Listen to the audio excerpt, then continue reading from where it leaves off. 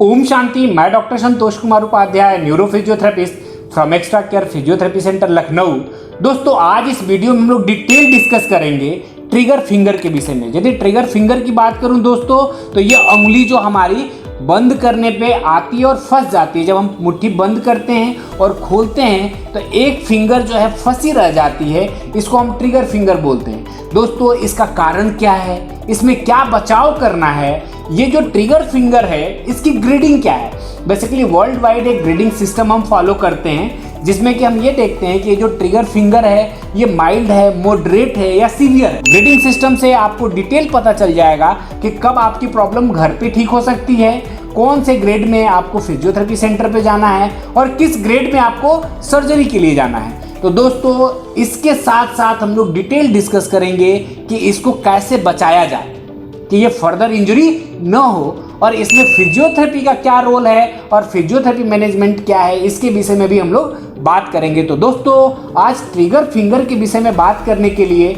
हमारे extra care physiotherapy centre के neuro wing से डॉक्टर सिमरन कौर हैं। तो डॉक्टर सिमरन, ये जो ट्रिगर फिंगर होती है ये होता क्या है बेसिकली? सर, ट्रिगर फिंगर हमारे हाथों की उंगलियों में होने वाली एक डिफॉर्मिटी होती है, जिसमें हमारे हाथों की उंगली कुछ इस प्रकार से अटक जाती है, और इसे ट्रिगर फिंगर हम इसलिए कहते हैं क्योंकि जब हम गन का ट्रिगर दबाते हैं तो हम उसे इस तरीके से होल्ड करते हैं, इसीलिए इसे ट्रिगर फिंगर का नाम देते हैं। ओके, तो इसके लिए डॉक्टर सिमरन, कई बार ये कन्फ्यूजन होता है पेशेंट जब, बिकॉज काफ़ी पेशेंट आते हैं तो वो बात करते हैं कि डॉक्टर साहब ये आर्थो है, ये न्यूरो है, ये क्या प्रॉब्लम क्या है। तो बेसिकली यदि मैं इसमें डिटेल डिस्कस करूं कि ये जो ट्रिगर फिंगर होता है इसका बेसिकली कॉन्सेप्ट क्या है, इसके विषय में थोड़ा बताएं डिटेल। सर, बेसिकली इसमें जो उंगलियों में मोड़ने वाले जो फ्लेक्सर टेंडन होते हैं उनका इन्वॉल्वमेंट होता है। क्या होता है, हमारे जो हैंड में टनल पास हो रहा होता है उसमें टेंडन ग्लाइड कर रहे होते हैं, वो टेंडन ग्लाइड कर रहे होते हैं, और जिस वजह से टनल अगर किसी भी कारणवश वो छोटा हो जाए तो वो टेंडन स्मूथली ग्लाइड नहीं कर पाते, इसलिए जब हम उंगली को मोड़ते हैं तो वो अटक जाता है, और इसलिए उसको जब सीधा करते हैं तो कट की आवाज़ आती है। जी, यदि मैं बात करूं दोस्तों, तो ये जो टेंडन है ये सीट के अंदर चलती है और ये पुली सिस्टम होती है। जैसे डॉक्टर सिमरन ने बताया कि ये यहाँ से आया और ये टनल के अंदर से जा करके, तभी आप ये सोचिए ना कि जब ये उंगली हम लोग मोड़ते हैं तो ये छोटा हो गया, फिर जब खोले तो ये बड़ा हो गया। तो ये टेंडन क्या होता है, सीट के अंदर ग्लाइड करता है, तभी ये मुड़ता है और तभी ये खुलता है। तो दोस्तों, ये जो पुली सिस्टम है जिसमें कि A1, A2, A3, A4 की हम बात करते हैं, इसमें ज़्यादातर प्रॉब्लम जो है A1 एरिया में आता है, यानी कि इस जॉइंट के पास में ज़्यादातर देखा गया है। डॉक्टर सिमरन, ये किसी स्पेसिफिक फिंगर में होता है या कहीं भी हो सकता है? सर, वैसे तो ये कहीं भी हो सकता है, पर यूजुअली ये रिंग फिंगर या इंडेक्स फिंगर में ये ज़्यादा देखने को मिलता है हमें। यस, तो ये इन फिंगर्स में ज़्यादा दिखता है। बाकी तो ये थंब में भी हो जाता है, तो इसको ट्रिगर थंब भी बोलते हैं, और इसके अलावा ये किसी भी फिंगर में हो सकता है, दोनों फिंगर में भी हो सकता है। तो डॉक्टर सिमरन, एक्चुअली ये जो ट्रिगर फिंगर होता है इसका कारण क्या है? सर, इसके मल्टीपल कॉजेस हैं। सबसे पहले हम बात करेंगे डायबिटीज़ की। डायबिटिक पेशेंट में बहुत ज़्यादा कॉमन होता है, यूजुअली एक हाथ में होता है, पर डायबिटिक पेशेंट में दोनों हाथों में भी हो सकता है और एक हाथ की मल्टीपल डिजिट्स में भी हो सकता है।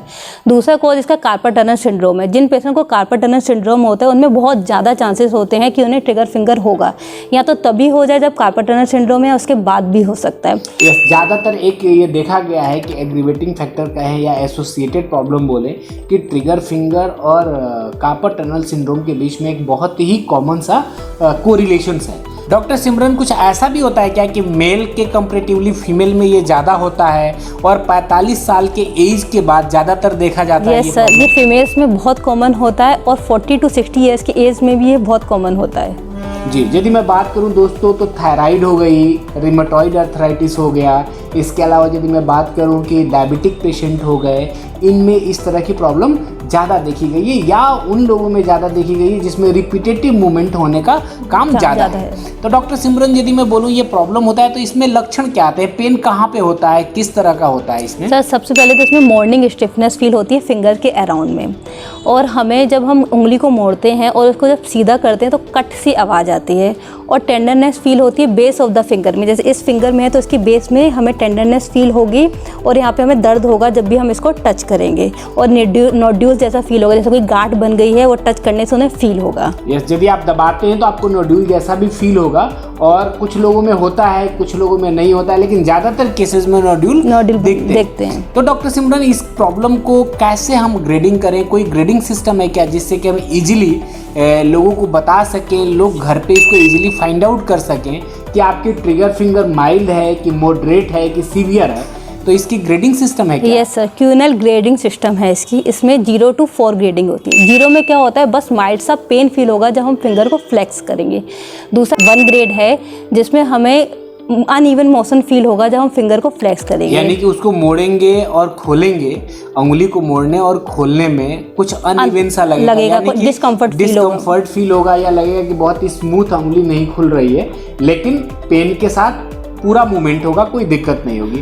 और ग्रेड 2 में क्या होता है? ग्रेड 2 के फिंगर में क्या होता है, फिंगर जब फ्लेक्स हो जाती है उसे हम एक्टिवली सीधा कर सकते हैं, मतलब खुद की ही फिंगर से हम उसे सीधा आराम से कर सकते हैं। यानी कि ग्रेड 2 में ये उंगली फंसने लगती है, फंसने के बाद जब हमें लगता है कि लॉक हो गई, और जब हम खोलते हैं तो ये खुल जाती है। और ग्रेड 3 में क्या होता है? ग्रेड 3 में हमें दूसरे की मदद या अपने दूसरे हैंड की फिंगर से ही उसे सीधा करना पड़ता है, क्योंकि वो खुद से सीधी नहीं होती है, इस तरीके से लॉक्ड हो जाती है। थर्ड स्टेज में आप बंद तो कर लेंगे, कोई चीज़ जैसे चाकू पकड़ा आपने या कोई भी एक्टिविटीज़ पतली चीज़ें पकड़ी और उसको ग्रिप किया आपने, ग्रिप करने के बाद जब मुट्ठी खोलेंगे तो सब उंगली खुल जाएगी, लेकिन जिसमें ट्रिगर फिंगर है वो खुलेगी नहीं। इवन देन इतनी प्रॉब्लम करेगी ग्रेड 3 में कि आपको दूसरे हाथ से इसको बाहर निकालना पड़ेगा, क्योंकि वो सीट में टेंडन फंस जाता है। और ग्रेड 4 क्या होता है डॉक्टर सर? ग्रेड 4 में क्या होता है कि जो फिंगर है वो फिक्स हो जाएगी फ्लेक्शन पर, एक तरीके का कॉन्ट्रैक्चर हमें दिखेगा कि फिंगर किसी भी तरीके से सीधी हो ही नहीं रही है। या यदि इसकी बात करें हम लोग तो इसको फिक्स फ्लेक्शन फिंगर बोलते हैं दोस्तों। इसमें ये फिक्स हो गई तो फिर ये खुलेगी नहीं, पैसिवली हम फोर्स लगाते हैं तब भी नहीं खुलेगी, और एक कॉन्ट्रैक्शन का मतलब कि ये स्टिफ हो जाती है परमानेंट। ऐसे कंडीशन में दोस्तों आपको सर्जरी की ज़रूरत पड़ती है। अनदर वे बाकी कंडीशन में, जैसे इन्होंने बोला ग्रेड 1 और ग्रेड 2, कि आपको अनइवन मूवमेंट पता चल रहा है या फिर इस एरिया में पेन हो रहा है, ऐसे कंडीशन में आप घर पे कोल्ड पैक की सिकाई करके, नॉर्मल मूवमेंट करके अपनी प्रॉब्लम से बच सकते हैं। दोस्तों, यदि प्रॉब्लम ज़्यादा लगती है तो आपको फिजियोथेरेपी सेंटर पे आने पे बहुत ही अर्लियर अच्छा रिजल्ट आ जाता है, लेकिन ग्रेड 2, ग्रेड 3 में आप आते हैं तो इसमें ज़्यादा टाइम लगता है और एक्सरसाइज का भी रोल बहुत इंपॉर्टेंट हो जाता है दोस्तों। लेकिन पहले पेन कम हो जाए, सूजन कम हो जाए, कई बार ऐसे कंडीशन में हम आर्थो डिपार्टमेंट में रेफ़र करते हैं स्टेरॉइड इंजेक्शंस के लिए, बिकॉज इन्फ्लेमेशन कम करने के लिए कभी कभी हमें उसकी भी ज़रूरत पड़ती है। और ग्रेड 4 में दोस्तों हमेशा सर्जरी की ही ज़रूरत होती है। डॉक्टर सिमरन, यदि मैं बात करूं कि इसमें किस तरह की प्रिकॉशंस लेने की ज़रूरत होती है जिससे कि ये प्रॉब्लम बढ़े नहीं? सर, इसमें सबसे मेनली हमें रेस्ट देना होता है उस फिंगर को, और हम स्प्लिंट और नाइट ब्रेसेस का भी यूज़ कर सकते हैं, और ऐसा कोई भी मूवमेंट नहीं करना है जिसमें रिपीटेटिव स्ट्रेन पड़े हमारी फिंगर पे। यस, यदि मैं दोस्तों बात करूं तो जैसे महिलाओं में ज़्यादातर प्रॉब्लम होती है तो वो कलछल पकड़ना की यदि मैं बात करूं तो वो या चमचा हो गया, कलछल हो गया या चाकू हो गया, सब्जी कटिंग करते वक्त ज़्यादातर आप देखेंगे ना कि ये पतले होते हैं, और जब ग्रिप करती हैं महिलाएँ तो ये पूरी तरीके से ग्रिप हो जाता है, ग्रिप में ये जाके फंस जाता है, और बार बार जब वो खोलते हैं तो ये इंजरी बढ़ता चला जाता है। तो दोस्तों इसमें 2 मॉडिफिकेशन कर सकते हैं। एक तो चाकू ऐसा सेलेक्ट करिए जो मोटा हो पकड़ने में, यदि ये पूरा ट्रिगर की तरह आप उंगली बैंड नहीं करेंगे तो ये फंसेगा नहीं, तो उसको मोटा चाकू लें या चाकू के ऊपर कपड़े लगा दें, कलछल के ऊपर कपड़े लगा दें, तो जितना ज़्यादा मोटा होगा उतना कम चांस है, और काम करते वक्त जितनी ज़रूरत है उतनी एनर्जी लगाएं, एक्सेस प्रेशर ना लगाएं। इसके अलावा यदि आप ड्रिलिंग का काम करते हैं या इस तरह की एक्टिविटी में तो थोड़ा सा अवॉइड करें कि उस फिंगर पे ज़्यादा लोड ना दें कि बार बार रिपीटेटिव ट्रॉमा हो। डॉक्टर सिमरन, जो एक्स्ट्रा केयर फिजियोथेरेपी सेंटर में हम लोग इस तरह के पेशेंट आते हैं तो ट्रीटमेंट प्रोटोकॉल में हम लोग क्या ज़्यादातर डिज़ाइन करते हैं? हम अपने सेंटर पे शॉकवेव थेरेपी देते हैं और लेजर का यूज़ करते हैं टेंडन की रिपेयरिंग के लिए, और अल्ट्रासाउंड थेरेपी भी देते हैं। जी, इसके अलावा बहुत सारे मोबिलाइजेशन टेक्निक है जो हम लोग फॉलो करते हैं, और एक्सरसाइज के सेट्स बने हुए हैं कि किस ग्रेड में है तो किस तरह की एक्सरसाइज हमें डिज़ाइन करना है। और दोस्तों इसके विषय में हम लोग डिटेल डिस्कस करेंगे नेक्स्ट वीडियो में कि इसका फिजियोथेरेपी मैनेजमेंट क्या होना चाहिए और किस तरह की एक्सरसाइज इसमें यूजफुल हैं। तो दोस्तों आई होप ये वीडियो आपको पसंद आएगा। Thank you for watching this video. Bye bye.